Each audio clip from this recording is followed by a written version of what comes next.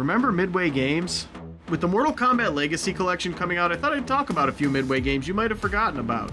I want you to tell me in the comments which of these 3 games is your favorite, and that's the one I'm going to stream next. Starting with, of course, Mortal Kombat Shaolin Monks. This was essentially an adventure mode version of the first game. At the time, things like this had been tried before. Deception had Conquest mode, and I think that came out before this game. And of course there was Mythology, Sub-Zero, and Special Forces, but we don't need to talk about those. This one was actually good. Next on the list, I'll be real impressed if you've heard of this one. PsyOps: The Mindgate Conspiracy. You play as a soldier who, well, has psychic powers, including pyrokinesis, telekinesis, mind control, all that stuff. What really set this game apart, though, is you could do so much with that telekinesis. They gave you freedom.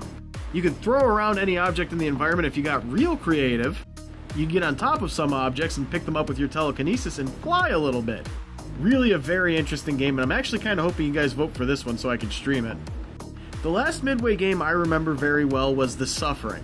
This was a horror game in the form of a third-person shooter wherein you play a death row inmate, and apparitions start appearing that represent different forms of execution. Now, the dark, gritty atmosphere is absolutely fantastic, but what really set this game apart was the fact that your main character doesn't have memory of the crime he committed. And depending on moral choices you make throughout the game, you'll get different endings that'll reveal what happened. There's no good ending, there's just less bad endings. But it could range from the main character having committed the crime directly to someone else having committed it. There was also a sequel that would use your save data to decide what opening you got based on what ending you got in the first game.